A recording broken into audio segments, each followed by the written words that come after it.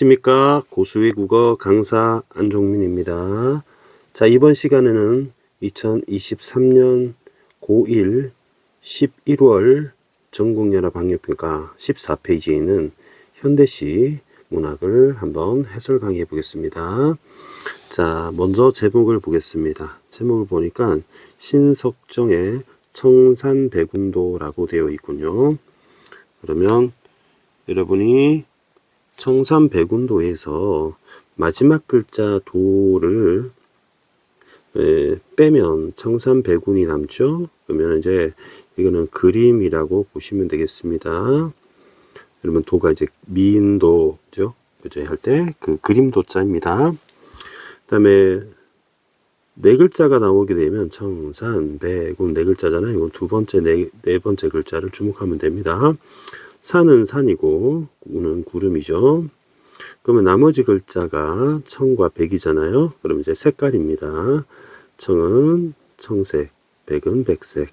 그러니까 푸른 산과 흰 구름을 그린 그림이라고 하는 자연이 나와 있습니다. 산과 구름. 자, 그러면 보기를 그 다음에 보시면 되겠습니다. 화자가 자연은, 그러면 자연은 여기서 말하는 청산과 백운인 것 같습니다.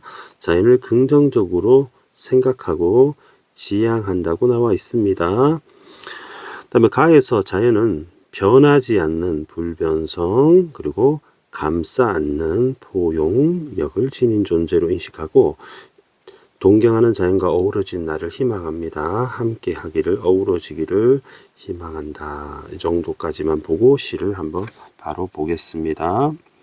자, 가. 쌤이 오른쪽 왼쪽을 잠깐 바꾸겠습니다. 이 투박한 대지에 발을 붙였어도 라고 있어요. 투박한 대지에 발을 붙였어도 흰 구름 이는 머리는 항상 하늘을 향하고 있는 산. 그러면 이 산이라는 이제 산이 있는데 산이 이렇게 생겼다면 여기가 머리라는 거예요. 머리입니다. 머리. 자, 그런데 여기 발이 있는 겁니다. 발이 산에 발이 있는 겁니다. 자, 발은 대지를 발을 붙이고 있죠. 하지만 머리는 위에 있는 흰 구름 이는 하늘을 향하고 있다. 이렇게 보시면 되겠죠. 그러면은 하늘을 지향한다 라는 건 이제 산도 이상을 꿈꾼다 정도로 해석할 수 있을 것 같습니다. 언제나 숭고할 수 있는 우르를 쑥 높이고 숭고성이 있습니다. 푸른 산은 항상 긍정적이죠. 푸른 산이 오늘 너무 부러워 하는 게 우리 보기에 나왔던 동경하는 겁니다. 부러운 거. 하늘과 땅이 비롯하던 날. 그러면 이제 태초가 세상이 만들어져서 개벽하는 날이 되겠죠. 그 아득한 날 밤부터 저 산맥 위로 푸르른 별이 넘나들었고, 그러면 굉장히 산은 역사적으로 오래되었다. 이런 뜻입니다. 골짜기는 양떼처럼 흰 구름이 몰려 나오고, 그러니까 우리 제목에 있는 산과 구름처럼 이 시에는 산과 구름이 반복이 됩니다. 여러분 이제 그림 같은 산에 구름이 하얗게 지나가는 여러분 그림을 또는 사진을 여러분 옛날에 봤던 모습을 상상해 보시면 되겠습니다. 때로는 늙은 산, 오래된 산 있잖아요. 수려한 이 말을 쓰다듬는데, 그럼 이 말을 쓰다듬는다는 건 구름이 여기 산 부분을 이마 부분을 지나간다고 보시면 되겠죠. 고산 식물들은 높은 산에 사는 식물이 있습니다. 예를 들어서 고사리 같은 그런 식물들을 품에 안고 길러낸다는 너그러운 산. 그러면 이제 이 산에서는 우리 보기에 나왔던 포용력이 있다. 이렇게 보시면 되겠죠. 정초한 꽃그늘에 자고 또 이는 구름과 구름이 많이 나오네요. 산과 구름이 있는 그림 같은 풍경. 내 몸 가벼이 흰 구름이 되는 날은, 그러면 내가 구름이 되는 날, 그러면 내가 구름이 되면 강 넘어 저 푸른 산 이마를 어루만지리. 그러면 맨 마지막에 나왔던 자연과 어우러지는 조화를 이루는 것을 희망한다 이렇게 보시면 되겠죠. 자, 이렇게 시를 해석을 해보면 현대시를 어려워하는 학생들이 많은데 화자는 무조건 나입니다. 대상은 산과 구름인 거죠. 자연입니다. 상황은 산을 바라보고 있다 이렇게 보시면 되겠고요. 심리는 금방 보기를 통해서 알 수 있듯이 산을 긍정적으로 보고 불병성과 포용력을 지닌 산을 예찬하고 지향하고 소망한다 정도로 보면 되겠죠. 자, 그러면 표현도 한번 살펴보기로 하겠습니다. 이 두박한 대지에 발을 붙였어도 머리는 하늘을 향하고 있는 산. 그러면 발하고 머리는 사람이 아니라 지금 산을 보고 발과 머리라고 얘기하잖아요. 자, 그러면 이거는 사람처럼 표현했으니까 의인법이 사용되었다 이렇게 볼 수 있겠죠. 흰 구름 할 때 흰은 색채어가 사용이 되었고요. 그 다음에 산은 명사로 끝났습니다. 명사 종결. 언제나 숭고할 수 있는 푸른 산. 그러면 흰 구름과 푸른 산은 바로 색채 대비가 일어나게 됩니다. 포카리스베트 그런 분위기죠. 그 푸른 산은 너무 부러워 하늘과 땅이 비롯하던 날 그 아득한 날로부터 모든 연이 한 년이 이행식 규칙적으로 배열되어 있습니다. 규칙적 배열. 저 산맥 위로 푸르른 별이 넘나들었고 골짜기나 양태처럼 지규법이 있고요. 색채어는 계속 있습니다. 몰려오고 가고 때로는 늙은 산, 수려한 빼어난 이런 뜻입니다. 빼어나고 아름다운 고운 이 말을 쓰답니다. 여기도 의인법이 사용되었네요. 고산 식물들이 품에 안고 길러낸다는 의인법입니다. 정초한 꽃그늘에 자고 이는 또 이것도 의인법이고요. 구름과 구름 반복법이 사용되었습니다. 내 몸 가벼이 흰구름 되는 날은 강 넘어 저 푸른 산 이마를 어루만지리 하고 생략법이 사용되어서 여운을 줍니다. 자, 그러면 나를 보기 전에 또 다시 한번 제목을 보겠습니다. 자, 제목은 새 옷 입는 법입니다. 옷을 입으면 되지 새 옷 입는 법이 따로 있는 것은 아닐 텐데요. 자, 보기를 보면 자연을 긍정적으로 본다고 했고요. 자연을 모성, 어머니의 성격을 지닌 존재로 인식하고 어머니한테 배운 삶의 방식을 험난한 현실에서 실현하기를 희망한다라고 되어 있네요. 자, 시 한번 보겠습니다. 새로 핀 꽃에서 어머니를 만나네. 그러면 이제 꽃이 보기에서 나왔던 자연이고 어머니는 우리의 모성을 상징하는 대상이죠. 나에게는 어린아이가 많다네. 꽃들이 옷 입는 법을 새로 가르쳐주면 새 옷 입고 사운사운 시를 쓰겠네. 이 도시가 악어들의 이빨로 가득해도 그러면 도시는 부정적으로 보았습니다. 악어 이빨이 날카롭죠. 그래서 우리를 약육강식의 세계에서 약자를 먹는 것처럼 집어삼킨다는 거죠. 이만하면 살만하다네. 그러면 현실을 긍정했습니다. 가득하지만 현실을 그래도 부정하진 않았어요. 그러니까 현실을 부정적으로 바라보지만 수용을 한다는 거죠. 거부하는 건 아니고. 그러니까 현실은 부정적으로 봅니다. 하지만 그래도 긍정적으로 받아들이려고 한다는 거죠. 우리는 모두 고향을 버리고 온 새, 우리가 새래요. 그리고 그래도 혼자는 아니라네. 왜냐하면 우리가 도시에 살지만 자연을 고향이라고 본다면 자연을 버리고 도시에 살고 있잖아요. 하지만 도시는 혼자가 아니래요. 우리가 왜? 아침이 찾아왔으니까. 그리고 새 길이 내 앞에 누워 있으니까. 그리고 고통과 쓸쓸함이 따라다니지만 여러분 사는 게 힘들잖아요. 하지만 비가 우리를 어깨를 감싸주는 위로하는 날도 있고 또 꽃은 피어서 옷 입는 법도 가르쳐주고 새들은 플립 같은 혀로 시 짓는 법도 들려주고, 나무들은 몸으로 춤도 가르쳐주고, 그래서 우리 모성 같은 자연이 우리 인간에게 혜택을 주는 것. 아무래도 나는 사랑을 앓고 있는 것 같아.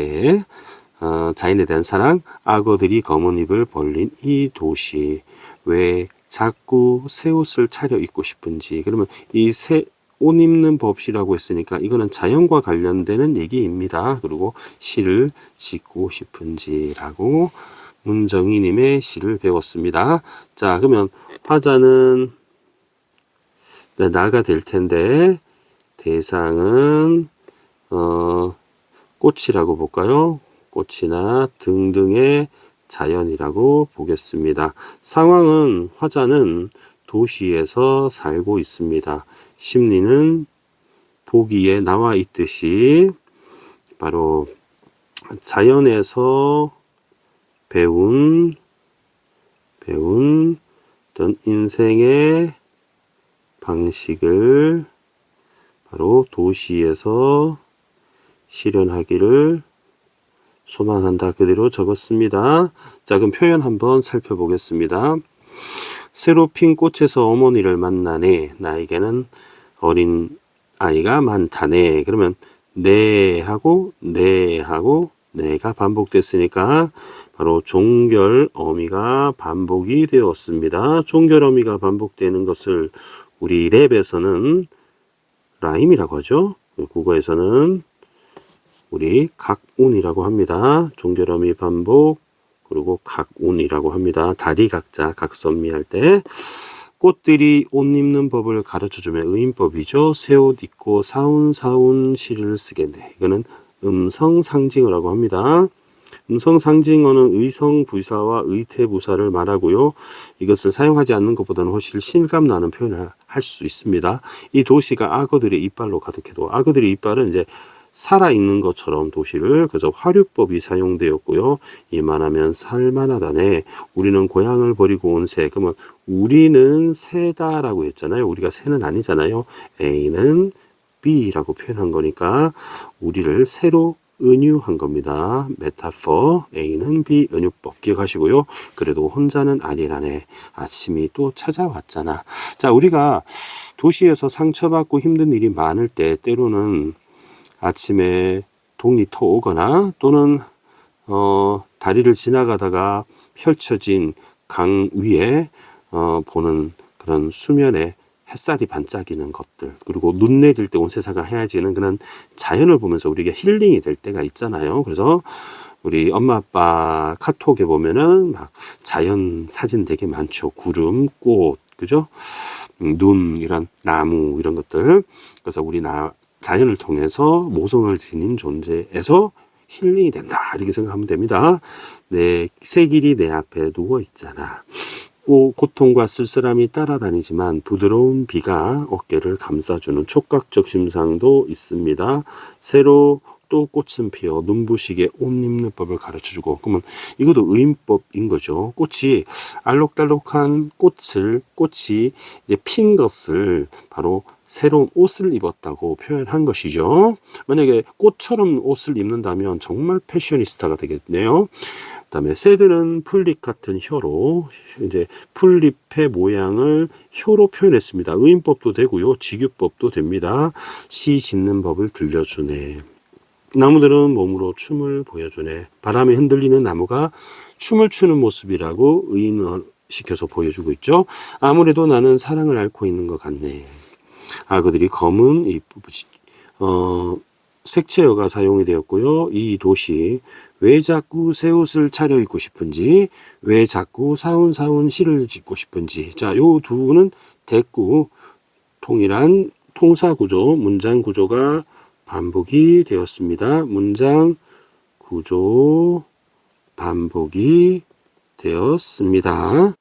자, 시를 한번 살펴봤고요. 그러면 문제를 한번 풀어보겠습니다. 좌우를 바꾸겠습니다. 먼저 39번이요. 가에 음성 상징어가 있는 것이 아니라 나에 있었던 것이죠. 다음에 2번에는 역설법은 나에 없었습니다. 다음에 유사 문장 구조 반복 시상 마무리라고 되어 있잖아요. 그러면 맨 마지막 끝부분을 보면 됩니다. 끝부분에 자, 가와 달리 나를 볼까요? 자, 요 부분이 바로 해당되는 거죠. 왜 잡고 있는 부분. 그다음에 청각적 심상은 둘 다 없었습니다. 새가 있긴 있지만 새가 있으니까 나는 있다고 볼 수 있겠네요. 가가 없네요. 다음에 말을 건네는 방식 둘 다 독백체입니다. 다음에 40번 문제는요. 머리와 발의 대비 산을 지향하는 공간은 하늘이 되겠죠.